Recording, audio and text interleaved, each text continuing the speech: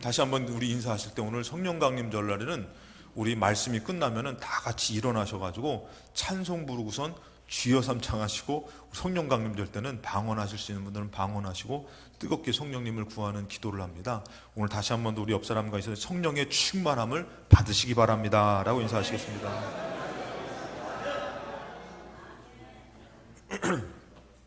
예. 오늘 말씀의 제목은 듣고 회개하여 성령을 받으라 라는 말씀의 제목으로 같이 말씀을 나눕니다. 오늘은 성령 강림절이자 우리 감리교회의 창시자이신 요한 웨슬레 목사님의 이제 회심 기념 주일입니다. 그래서 웨슬레 목사님이 이 회심의 그 기간, 그 순간에 그 놀라운 성령의 역사로 말미암아 인생의 전역이 다 바뀌어져요. 그래서 그가 이제 어떻게 보면 주를 위해서 온전히 드려질 때에 영국 사회 전체를 변화시키는 놀라운 역사가 있었어요. 그래서 제가 이제 지방에서는 이제 장로고시 때 이제 웨슬레 생애를 제가 맡아서 그 부분을 가리거든요. 저도 이제 학교 다닐 때는 웨슬레를 또 이렇게 배웠고, 왜냐면 감리교회니까. 근데 웨슬레 목사님이 성령 받으셔가지고 놀라운 역사들이 나타나지만 그 가운데서 또 사단의 역사가 엄청 나타나더라는 것이에요. 그래서 재단에서는, 교단에서는 너무 이렇게 전적인 하나님의 은혜를 강조하다 보니까 쫓겨남을 당하게 됩니다. 근데 쫓겨남을 당했을 때 하나님의 놀라운 신의 역사가 나타나고, 그 다음에 술을 못 먹게 된 사람들, 너무 성령의 역사가 강력해가지고 주변에 술집들이 이렇게 문을 닫게 된 것이에요. 그래가지고 그 이제 학교 근처뿐만 아니라 막 술집부터 해가지고 막 여러 곳에 장악된 것들이 막 이렇게 없어지다 보니까 술을 좋아하는 사람이 웨슬레 목사를 죽이겠다고 막 이렇게 작정하고 달려들고 여러 위협과 어려움들이 많았었는데요. 그분을 통해서 놀라운 성령의 역사로 말하면 이 영국 전체에 아주 어려운 시절에 그 사회에서 이 변화가 일어나는 놀라운 성령의 운동들이 나타났다라는 것이에요. 이 성령의 운동은 여러분들 거기서 끝나는 것이 아니라 이 초대교회 그 전부터 계속 이루어져서 지금까지도 계속 되어야 되고, 우리에게도, 우리 교회에도 충만하게 임해야 될 줄로 믿습니다. 이 성령의 역사가 나타나기 위해서는 첫 번째 뭐가 있어야 되면 들려지는 은혜가 있어야 돼요. 여러분 구약에서 이 사사기서를 통해서 또 주님을 이제 못 박는 이사야의 예언을 통해서도 우리가 생각해 보면은 항상 자기의 소견, 자기의 옳은 대로 그 잘못된 것인데도 불구하고 각기 제갓길로 가면서 그릇탕하는 그런 모습들. 그런데 그때도 하나님의 말씀이 들려지면은 이게 온전한 회복이 일어나고 놀라운 역사가 나타나는데, 지금 시대도 마찬가지입니다. 사람의 지식이, 이성이 높아지다 보니까 하나님의 말씀을 반대하는 사람들이 많이 있고 거부하는 사람들이 많다라는 것이에요. 그래서 우리가 이 하나님의 말씀이 들려질 때에 놀라운 역사들이 계속 진행되는데, 오늘 2장 37절 말씀에 보면은 그들이 이 말을 듣고, 이 베드로의 선포되는 하나님의 말씀을 듣고 마음이 찔리더라는 것이에요. 들려지니까 원래 이들은 누구냐면은 예수님을 못 박아 죽이는데 앞장섰던 사람이에요. 근데 하나님의 말씀이 들려지니까 어떻게 되는 것이에요? 변화가 일어나더라는 것이에요. 여러분, 오늘날에 여러분들 어찌됐든 간에 하나님의 말씀이 들려지는 은혜가 이 교회와 여러분들에게 충만하게 있으시기 바랍니다. 내가 좋은 것을 찾아서 가는 것이 아니라. 그래서 이번에 어떤 목사님이 얘기하더라고요. 어떤 자기가 아는 목사님이 미국을 그렇게 가기를 원하셔가지고 미국에 가서 만난 게 바로 뭐냐면은 미국 감리교회에서 주관하고 주장하는 동성연애에 대한 것을 접하게 된 것이에요. 그래가지고 그분이 돌아와서는 동성연애를 옹호하고 찬성하고 그렇게 따르더라는 것이에요. 여러분들 어느덧 하나님의 말씀을 잃어버리면요, 좋아 보이는 것, 인간적인 것, 지금 여러분들 남의 얘기가 아니에요. 미국 감리교회에서는 지금 막 나눠지는 것이에요. 그 심지어는 동성연애를 반대하는 말을 하면요, 교단에서 축출당해요. 그 왜 교단에서 인정한 것을 왜 목사님이 반대하느냐, 이렇게 돼버린 것이에요. 하나님의 말씀을 따르는 것이 아니라, 하나님의 말씀이 들려지는 것이 아니라 자기들의 생각에 이 시대에 이것이 옳다라는 것을 따라가다 보니까 그렇게 되더라는 것이에요. 무서운 것이죠, 여러분들. 우리의 생각이 옳은 것으로 자기에게 맞는 것을 찾아가는 것이 중요한 것이 아니라 하나님의 말씀이 들려질 때에 예수님을 죽인 자들도 어떻게 되는 것이에요? 변화가 일어나더라는 것이에요. 여러분들 사는 날 동안에 하나님의 말씀이 들려지는 은혜가 충만하시기를 주님의 이름으로 축복합니다. 구약에서도 얘기하는 것이 그것이에요. 우리 그들의 변화와 그들의 승리는 그들에게 있는 것이 아니에요. 신명기 11장 13절에 내가 오늘 너에게 명하는 내 명령을 너희가 만일 청종하고 듣는 데부터 시작된다라는 것이에요. 여러분, 어찌 보면은 우리의 믿음은 연약해요. 한계가 있어요. 근데 들을 때에 놀라운 역사들이 있다라는 것이에요. 여러분 잘 알다시피 이스라엘의 회복을 말할 때에 이스라엘의 회복, 여러분들 이스라엘이 포로로 끌려가지고 이제 70년 동안에 그곳에 머물렀어요. 근데 하나님의 말씀하신 대로 포로 70년 후에 이제는 포로 기한이 이루어진다는 것이에요. 이게 어떻게 이루어지냐 이거예요. 근데 정말로 하나님께서 세우신 왕 고레스 왕을 통해서 이제는 이제 포로 기한의 명령이 떨어져 버려요. 근데 여러분들 이스라엘 백성 마음에서 어떤 게 있겠습니까? 야, 우리가 지금 포로 있다가 70년이 지났는데 간다고 이스라엘이 회복되겠느냐? 이런 걱정과 염려와 불신이 있었을 것이에요. 근데 하나님께서는 이사야 선지자를 통해서 회복은 거기서부터 시작된 것이 아니라 이사야 55장 3절에 너희는 귀를 기울이고 내게로 나와 들으라. 듣는 데부터 시작된다라는 것이에요. 그러니까 이스라엘 백성이 믿음을 갖고 예루살렘을 향해서 나아가서 하나님의 말씀을 들으려고 할 때마다 나라의 놀라운 회복의 역사가 나타난다라는 것이에요. 가진 것이 없어도 괜찮아요. 죄가 있어도 괜찮습니다. 그런데 그들이 어떻게 해요? 연약한 삶 가운데서 나아가 들으려고 할 때 어떻게 해요? 그리하면 너희의 영혼이 살게 되는 것이고, 그러면서 놀라운 이스라엘의 회복이 이루어진다고 말씀해 주더라는 것이에요. 여러분들 우리가 주일날도 마찬가지예요. 이 주일날도 뭐 예배 드린다고 되겠어요? 여러분들 우리의 예배는 연약해요. 부족해요. 그러나 주님의 역사가 나타나는 것이에요. 그렇기 때문에 가능한 줄로 믿습니다. 그러면서 우리가 어떻게 해야 된다고요? 우리는 연약하지만 귀를 기울여서 들을 때에 놀라운 역사가 나타난다는 것이에요. 그래서 여러분들 계시록에서도 마찬가지예요. 계시록에서도 교회들을 책망합니다. 교회의 잘못된 것들을 지적합니다. 여러분들 중요한 것은 잘못됐지만 그 잘못된 상황에 머무르는 것이 아니라 잘못됐지만 들을 때에 그것을 듣고 깨달을 때에 새로워질 수가 있다는 것이에요. 그래서 계속 반복적으로 나오는 것이 바로 뭐예요? 2장 7절에 이 말씀이 계속 7교회에 반복적으로 나와요. 귀 있는 자는 성령이 교회들에게 하시는 말씀을 들을지어다. 살다 보면 실수할 수가 있어요. 자기도 모르게 악해질 수가 있고 잘못된 길로 갈 수가 있습니다. 그렇지만 지금 교회들에게, 지금 성도들에게 하는 말씀이 들려지지 않으면은 이것이 문제라는 것이. 들려지면 어떻게 되는 것이요? 변화될 수가 있다라는 것이요. 들려지면 하나님의 역사가 나타난다라는 것이요. 그래서 여러분 들려진다라는 것, 누가복음 8장 15절에 씨 뿌리는 하나님의 말씀의 비유에 대해서 나올 때 뭐라고 합니까? 좋은 땅에 있다라는 것은 어떤 마음으로요? 착하고 좋은 마음으로 말씀을 듣고라는 것이에요. 오늘 여러분들이 예배당에 나와서 말씀을 들을 때에 나랑 상관없는 것입니다. 마치 길가에 떨어진 사람이 될 수도 있어요.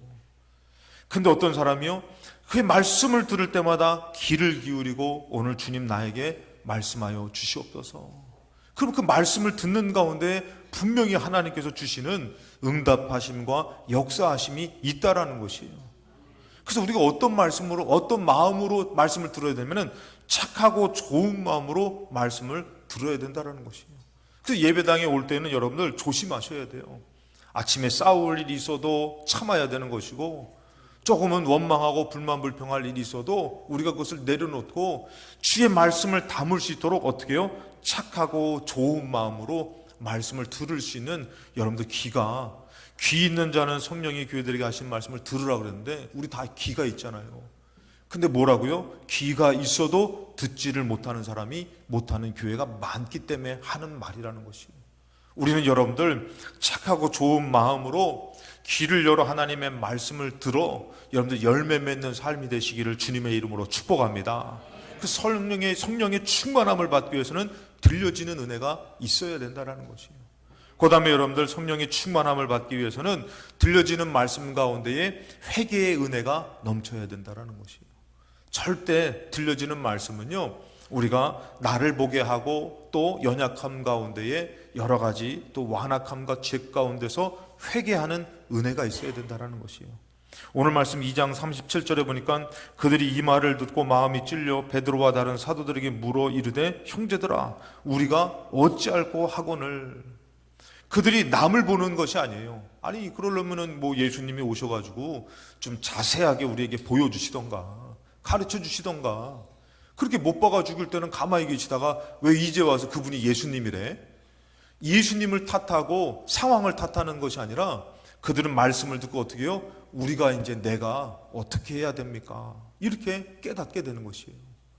여러분, 좋은 은혜는요, 정말 귀한 은혜는 내가 회개하는 데 있지 남을 보는 데 있는 것이 아니라는 것이에요. 먼저 내가 회개해야 된다는 것이에요. 여러분들 그런 얘기 들어보셨죠? 우리가 은혜를 받기 전에는 세상이 변해야 된다고 생각했어요.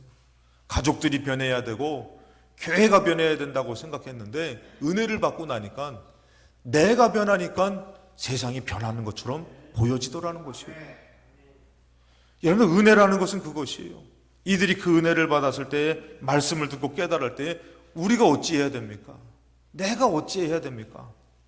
제가 이렇게 은혜를 받다 보니까 하나님께서 딱 깨닫게 해주시는 게 있더라고요. 야, 그곳이 아니라, 그 사람이 아니라 너가 아니겠느냐.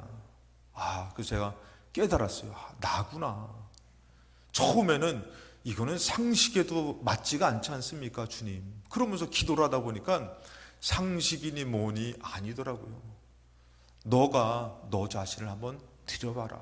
그래서 말씀을 비추어서 보니까 세상도 아니고 그 일도 아니고 그 사람도 아니고 뭐예요? 내가라는 것이에요. 내가. 그래서 내가 어떻게 해야 됩니까? 그러면서 여러분들 베드로가 얘기하는 것이 뭐냐면은 38절에 베드로가 이르되 너희가 회개하여라는 것이에요. 그래서 제가 어렸을 때부터 들었던 것이 있어요. 들었던 얘기 가운데서 제가 이제 궁금해가지고 물어봤어요. 제일 좋은 은혜는 무엇입니까? 제일 좋은 것은 뭡니까? 했더니 기도를 많이 하시는 분이 저한테 얘기를 해주는데 그러더라고요. 자기는 아무리 생각해도 회개가 제일 좋은 것 같다는 거예요. 우리가 그런 고민하잖아요. 목사님, 저는요 예전에 어떤 거를 자기도 모르게 이렇게, 예전에는 그러잖아요. 남의 집에서 달걀도 많이 이렇게 갖다 먹기도 하고, 저도요 제가 그러려고 그런 건 아닌데 동네 형이 야 저기 닭장에 가서 달걀 좀 가져와 그러더라고요. 그래가지고 그걸 가져왔더니 형이 이렇게 가져왔더니 후라이를 해주는데요. 그게 그렇게 맛있는 거 있죠. 그래가지고 또 가져오라 가지고 갔는데 주인 아주머니랑 만난 거예요, 제가. 저는 그게 그 형네 닭장이 아니라는 것을 그때 알았어요. 그래가지고 이제 은혜를 받고 나니까 은혜 받은 사람들이 그 얘기 하잖아요. 이게 막 별거를 다 회개한다고. 정말 믿음으로 살았는데도 불구하고 자기는 회개할 게 많이 없겠지 했는데 성령 받고 나니까 어렸을 때부터 왜 이렇게 회개할 게 많은지. 그래서 어떤 목사님이 부흥회 때 막 말씀을 전하고선, 예전에는 이제 애기 업고도 많이 오셨잖아요. 애기 업고선 막 이렇게 기도를 하는 엄마가 막 저기 뒤에 서서 막 기도를 하는데, 아니 뒤에 있는 그 갓난애기도 울고 기도하더라는 거예요. 그래서 목사님이 궁금해 가서 물어봤대요. 도대체 너는 뭔 죄를 져서 이렇게 우냐? 그래서 내가, 목사님이 너는 왜 우냐? 이렇게 물어봤더니 그 아이가 지은 죄가 많아서요 이러고 울더라는 거예요. 그 꼬마애가. 야, 은혜 받으면요 정말 우리가 오래 살았건 짧은 인생을 살았건 죄가 깨달아지고 회개하게 되더라는 것이에요. 그래서 그분이 얘기를 해요. 어떤 게 가장 큰 은혜입니까? 했을 때 자기는 회개하는 것이 하나님이 가장 기뻐하시는 것 같다. 그래서 어떤 분들은 얘기해요. 그때 지었던 죄를 회개했는데 자꾸 생각나더라고. 그러면 그거 다 용서함 받았는데 또 생각나면 또 회개하고 또 회개하고 또 회개하고, 그거는 조금 무리하는 거 아닌가요? 근데 제가 생각할 때는 그 회개는 많이 해도 괜찮은 것 같아요. 거기서 끝나는 것이 아니라, 물론 이렇게 때가 되면 그 회개를 잊어버리지만 그것이 연관돼서 또 회개가 계속 이루어지거든요. 근데 회개는 좋은 것인데, 왜냐하면 하나님 앞에 겸손해지고 눈물이 나오고 그렇게 되는 것인데, 그러면서 어떻게 해요? 진정한 변화가 나타난다라는 것이에요. 그래서 여러분들 이들이 다른 사람을 본 것이 아니라 우리가 어떻게 해야 됩니까? 그렇게 깨달아졌죠. 여러분 사무엘상에 보면은 이스라엘 백성이 이게 높아지고 교만해져 가지고 이제는 어떻게 하면은 블레셋과의 싸움에서 실패됐어요. 패배됐어요. 법궤도 빼앗겼어요. 그때 5절에 보면은 사무엘이 온 이스라엘을 미스바로 모았어요. 그리고 내가 너희를 위해서 여호와께 기도할 거니까 우리 다시금 하나님 앞에 바로 서자. 그랬을 때 여러분들 6절에 보니까 미스바에 모여 물을 길어 여호와 앞에 붓고 그날 종일 금식하고 거기에서 이르되 우리가 여호와께 범죄하였나이다. 미스바는요, 그들이 모여서 막 그냥 이기게 해주세요, 뭐 어떻게 해주세요, 이 시작이 아니에요. 그들이 깨닫고 뭐 한 것이에요? 우리가 하나님 앞에 범죄했습니다. 그리고 회개의 시작이더라는 것이에요.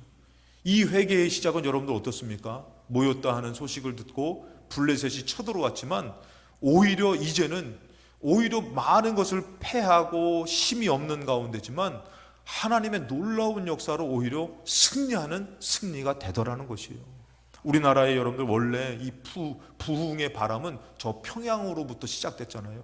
그래서 우리가 평양대 부흥성의 얘기 많이 들었잖아요. 그때 여러분 부흥의 시작이 바로 뭐였냐면은 이 선교사님이 그곳에서 어떻게 해요? 이제는 하나님의 말씀을 듣고 전하고 하는 것만이 아니라 그 말씀에 비추어서 자기가 강단에서 나는 죄인입니다 라고 회개의 시작으로부터 시작됐다는 것이에요. 그러면서 자기 죄를 고백할 때에 여기저기서 나도 죄인입니다, 나도 이런 죄를 졌습니다, 그러면서 이 회개의 바람이 불면서 그곳에서 많은 회개가 이루어지는 동시에 성령의 충만한 성령의 역사가 나타나더라는 것이에요. 그게 바로 평양부흥 대성회의 시작이었어요. 여러분들, 우리의 삶도 마찬가지예요. 여러분들, 말씀의 은혜를 들려지는 은혜 가운데에 나를 비춰봐서 나의 연약함을 회개하면서 나아갈 때에 그것이 하나님의 놀라운 성령 충만함으로 이루어지더라는 것이에요. 그래서 누가복음 5장 4절에 보면은 예수님이 이제 어부들, 제자들을 찾으러 갔을 때입니다. 제자들을 만나러 처음에 갔을 때 말씀을 맞추셨어요. 그러면서 시몬에게 이르되 깊은 데로 가서 그물을 내려 고기를 잡으라 그랬어요. 그랬더니 5절에 시몬이 대답하여 이르되 선생님, 우리가 밤이 새도록 수고하였을 때 잡은 것이 없지만은 말씀에 의지하여 내가 그물을 내리겠습니다. 이 어부가 오히려 고기 잡는 것은 선수 아닙니까? 전문가 아니겠어요? 근데 그것이 아니라 말씀에 의지해서, 여러분들, 우리가 어찌 보면 내 삶의 전문가처럼 여겨지지만 그것은 착각하는 것이에요. 말씀을 의지하지 않으면 안 됩니다. 그래서 말씀을 의지해서 한번 잡힐 수 없는 것 수고했지만 이제는 어떻게 보면 다 접고 나와야 되는데 말씀을 의지해서 한번 그물 내려보겠습니다. 그래서 내렸더니 어떻게 해요? 그물이 찢어지도록 막 찢어질 정도로 많은 물고기가 잡혔다 그랬어요. 그랬을 때에 여러분들, 그런 역사 가운데서 베드로가 하는 일이 뭐냐면은 누가복음 5장 8절로 가보면은 시몬 베드로가 이를 보고 예수의 무릎 아래에 엎드려 이르되 주여 나를 떠나소서 나는 죄인으로소이다. 자기가 죄인임을 깨닫게 되는 것이에요. 여러분들, 말씀의 은혜가 그런 것이에요. 남을 탓하고 남을 미워하고 환경을 원망하는 것이 아니라 내가 죄인이구나, 내가 죄인임을 깨달은 베드로는 어떻게 되는 것이에요? 모든 것을 내려놓고 주님을 따를 수가 있더라는 것이에요. 삶 가운데 여러분들, 우리가 왜 그런 얘기 많이 하죠? 왜 우리가 이 땅에서 열심히 사는 사람들, 그 모든 사람들이 어떻습니까? 마치 이런 비유를 해요. 이 어르신들은 해보셨죠? 옛날에 땅 따먹기 해보셨죠? 구슬치기도 해보셨죠? 딱지치기도 해보셨죠? 저도 이제 딱지치기를 하는데 그때 저기 그 위에 사는 그 형제들이 있어요. 딱지치기를 했는데 내가 잃었네, 딱지를. 그것도 누구 거 같다 했냐면은 우리 큰형님이 딱지치기를 잘하거든요. 형님 거 같다 다 잃으니까 우리 큰형님이 그러더라고요. 야, 어디서 잃었냐? 저 윗집에 저기 다 잃었다고 했더니 가자 그러더라고. 그래가지고 막 딱지를 해가지고 그렇게 아주 열심히 어깨 빠지도록 했죠. 막 열심히 해가지고 딱지를 구슬을 다시 찾아오는데 그렇게 기쁠 수가 없더라고. 지나고 보니까 참 거기에 목숨 걸 일은 아니잖아요. 땅 따먹기를 열심히 합니다.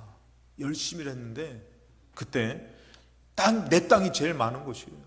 근데 저녁 때 엄마가 야, 밥 먹으러 와라 하면 이 땅 다 내 거로 끌고 가요.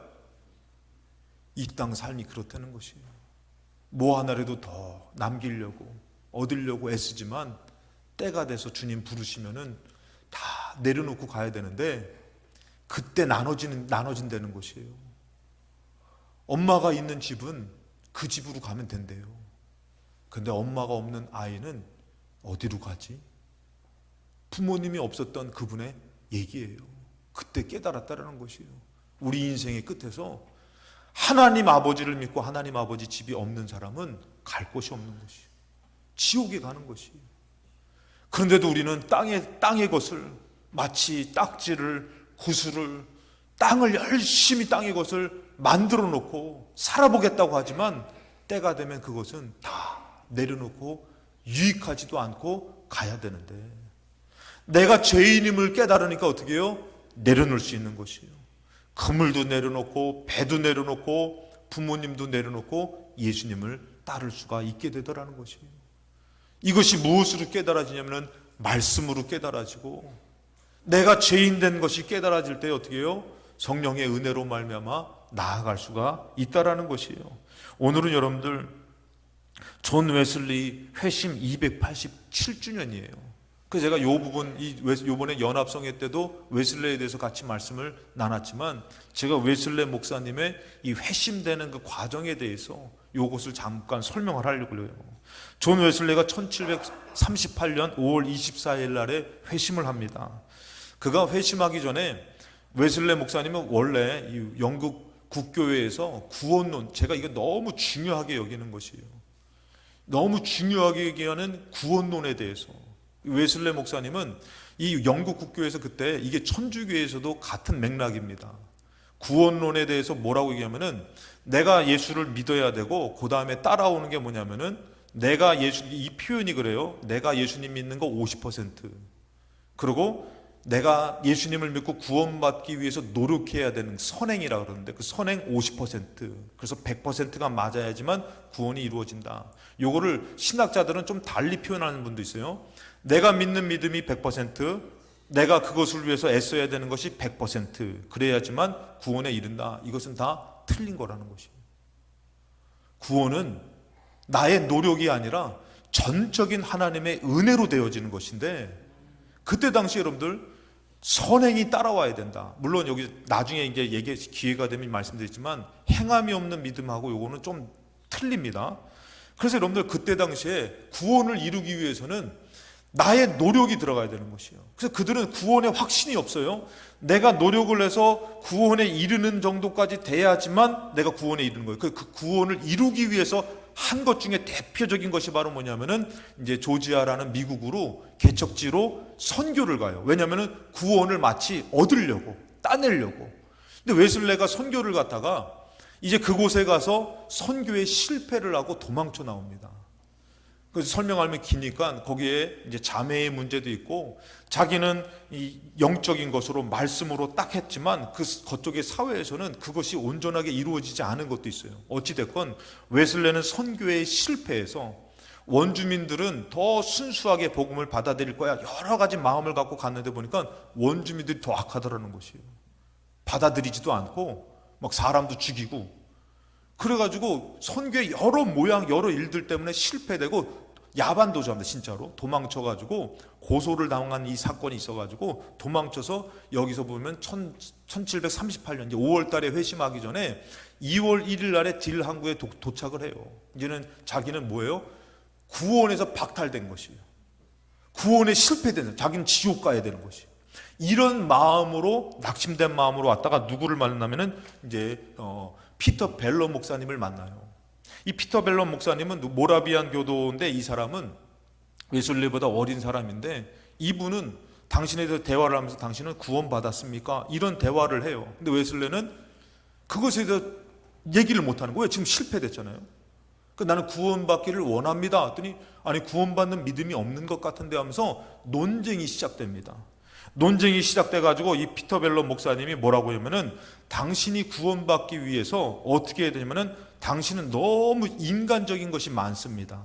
그래서 뭐라고 하면은 당신의 모든 철학을 버려야 됩니다. 이렇게 얘기를 해요. 근데 웨슬레는 어떤 사람이냐? 그때 당시에 그 가장 뛰어난 학교, 옥스퍼드에서 교수가 된 사람이에요. 가장 뛰어난 지식층이라는 것이죠. 그리고 되기가 힘든 성직자가 됩니다. 그런데 자기에게 이 목사가, 어린 목사가 구원에 대해서 얘기를 하는데 당신의 모든 철학을 버려야 된다고 얘기하는 것이에요. 서로가 막 논쟁이 되어지는 것이에요. 그런데 뭐라고 또 얘기하면은 오로지 성경에 있는 예수 그리스도의 하나님만을 붙들라고 충고해요. 맞는 것 같잖아요. 근데 웨슬레는 이거를 모르는 것이 아니라 이것을 알지만 나의 노력도 필요하다. 내가 애써야 되는 거 아니냐? 근데 그 애씀이 실패된 것이죠. 그리고 또 얘기합니다. 구원에 이르는 믿음을 가져야만 진정한 구원을 얻은 것입니다. 구원을 이루려고 해봤지 구원의 믿음을 갖지는 못했다라는 것이죠. 근데 웨슬레는 이것에 대해서 계속 반대해요. 반대하다가 자 그럼 좋다. 그래서 이 사람이 오면 그럼 어떻게 해야 됩니까? 라고 물어봐요. 그랬더니 어떻게 해야 됩니까? 했더니 이렇게 얘기해요. 회개하고 그 믿음을 얻기를 구하십시오. 여러분 내가 노력해서 되는 것이 아니라 그 믿음까지도 하나님 앞에 구하라고 얘기한 것이에요. 그러니까 온전히 더 하나님 앞에 맡겨야 된다라는 것이죠. 그러면서 그것을 얻기를 구하라. 그리고 그 믿음은 어느 한순간에 주어지는 것으로서 전적으로 하나님께서 값없이 주시는 선물이라고 설명해줘요. 이런 놀라운 건데 웨슬레는 뭐예요? 내가 노력해야지 된다. 내가 예배도 참석해야 되고 내가 기도도 해야 되고 자꾸 자기 의가 드러난 거란 말이에요. 그러면서 이 논쟁에서 굽히지 않습니다. 그러다가 이제 피터 벨러 목사가 이를 다시금 회심시키기 위해서 그 믿음을 가져보세요 하고선 여러 성령 체험한 사람들을 데려와서 간증을 시키면서 막 설명을 시켜요. 근데 이 웨슬레가요 중간에 어떤 역사를 경험하냐면은 자기는 믿음이 없지만 사형수에게 가가지고 믿음으로 구원을 받습니다라고 이 선포를 딱 했더니 사형수가 변화되는 거예요. 웨슬레가 충격을 받습니다. 자기는 오히려 믿음이 없는데 오히려 저 사형수, 자기는 그렇게 열심히 하나님을 섬기고 말씀을 지키고 그 다음에 규칙적으로 우리 이제 감리교회 메소디스트라는 이 단어가 규칙쟁이라는 거거든요. 칭찬을 하려고 하는 게 아니라 저들은 너무 철저하게 규칙을 지켜 해가지고 규칙쟁이라고 조롱하려고 지었던 게 규칙쟁이에요. 웨슬리는 철저히 기도를 합니다. 말씀을 봅니다. 금식을 합니다. 그러면서 믿음으로 살았던 사람인데 지금 벨러 목사님 뭐예요? 당신은 구원의 믿음이 없다. 내가 없으면 영국에서 구원받을 사람이 없다라고 생각한 사람이 웨슬레예요. 근데 그것을 오히려 전했더니 사형수가 변화되는 것이에요. 복음을 들었던 사람들이 변화되는 것이에요. 그러다가 이 웨슬레가 자기의 연약함을 깨달았어요. 그러고 뭐라고 하면 마침내 이렇게 합니다.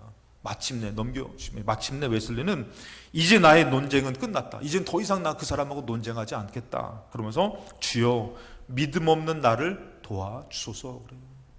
여러분들 어느덧 우리가 예배당에 나오면은 내가 믿음으로 나왔으니까 주님 응답해 주셔야 된다고, 주님 역사해야 된다고. 여러분들 우리는 아무 공로가 없다라는 것이에요. 오늘도 주님의 은혜 때문에 은혜로 인하여 나온 줄로 믿습니다. 전적인 주님의 은혜가 돼야 되는데 어느 자꾸 나의 의를 드러내는 것이에요. 내가 11조를 합니다. 내가 예배를 안 빠집니다. 내가 금식을 합니다. 그러면서 자꾸 나를 세웠던 이런 나의 의를 나타냈던 웨슬레가 이제는 뭐라고요? 나는 마침내 깨달았습니다. 이제 나의 논쟁은 끝났습니다. 주여 믿음 없는 나를 도와주소서. 그래서 외쳐요. 그리고 뭐라고 하면 믿음을 끝까지 구하기로 결심해요. 여러분들이 믿음 생활하는 것이 잘못됐다는 것이 아니라 우리가 온전히 주님 앞에 내어 맡길 수 있는 믿음이 있어야 되는 것이에요. 오늘 여러분들 예배 드리면서 자녀도 맡기시고 질병도 맡기시고 심지어 죄까지도 주님 앞에 맡기시기 바랍니다. 그러면서 맡겼어요.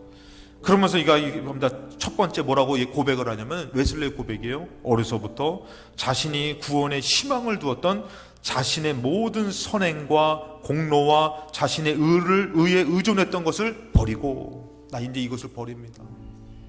그리고 두 번째, 지금까지 사용해오던 은혜의 방편, 여기 이번에 웨슬레 정했던 은혜의 수단이라고 그러죠.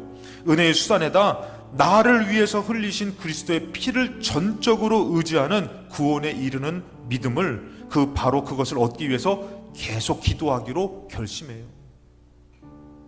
온전히 주님 앞에 자기를 내려놓는 것이에요. 자기가 죄인됨을, 연약함을 고백한 것이에요.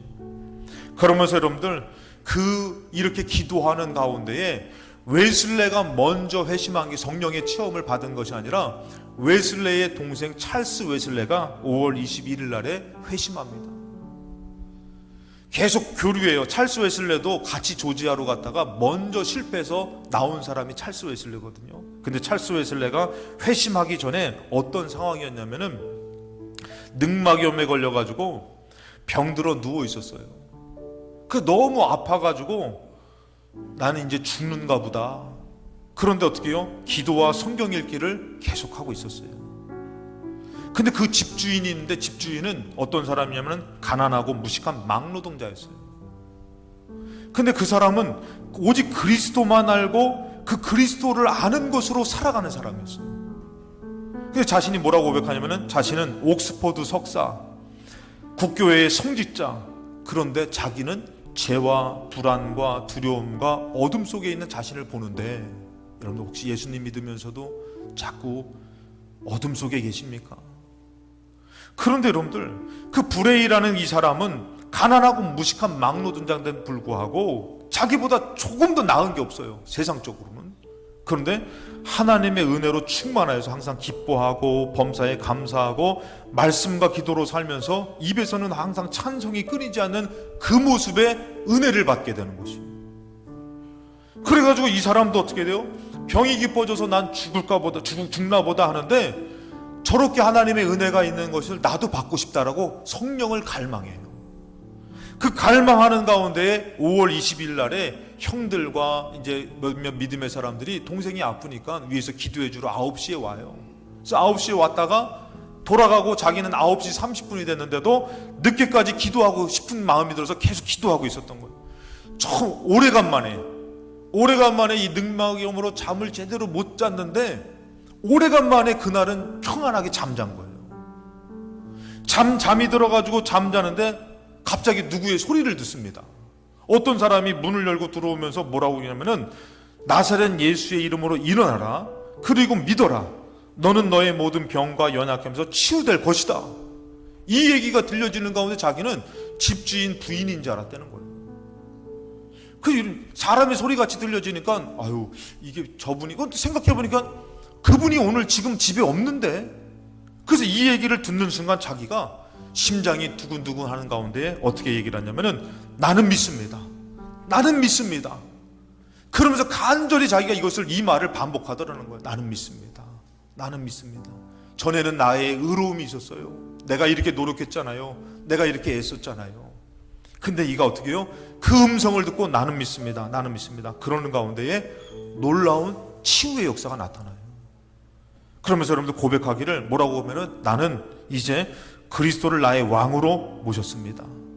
그의 능력 아래서 주님을 보았으며 십자가에 못 박히신 그리스도의 사랑을 체험했습니다. 그리고 이가 은혜 받은 것을 갖고 형에게 얘기하고 형도 이 은혜를 받기를 위해서 어떻게 해요? 계속 기도하더라는 것이. 웨슬레도 이 은혜를 받기 위해서 기도해요. 기도하는 가운데 여러분 잘 알다시피 5월 24일 날 올드스테이트 거리에서 테틀론 코트 거리에 있는 모라비안 교도의 기도회에 참석했다가 어떻게 해요? 여기서 중요한 것은 제가 이제 이런 얘기를 하는데 웨슬레가 그날 성경을 안 본 게 아니에요. 성경을 보고 찬송을 하고 이 거룩한 삶을 살아요. 근데 그날 저녁 때 별로 가고 싶지 않은 것이에요. 내키지 않는 마음으로 그곳에 갔다라는 것이에요. 여러분들 은혜는요 때로는 우리를 육신의 마음이 삶이 막을 때가 많아요. 그때 나아가야 되는 것이에요. 그곳에 가서 로마서 서문을 읽는 데에 그 말씀을 듣는 순간 마음이 뜨거워져. 몰랐던 말씀이 아니에요. 마음이 뜨거워지면서 성령의 충만함으로 지었던 모든 죄를 회개하면서 웨슬레가 자기는 전적으로 이제 예수 그리스도의 은혜로 말미암아 죄사함 받고 구원함 받은 것을 고백합니다. 지식으로 되는 것이 아니라 마음의 온전한 고백이 이루어져서 회심의 역사, 성령의 충만한 역사가 나타난 것이 웨슬레 회심이라는 것이에요. 이 웨슬레 한 사람의 회심을 통해서 영국 사회에 큰 변화가 나타나더라는 것이에요. 사랑하는 여러분들, 이제는 우리입니다. 우리 교회입니다.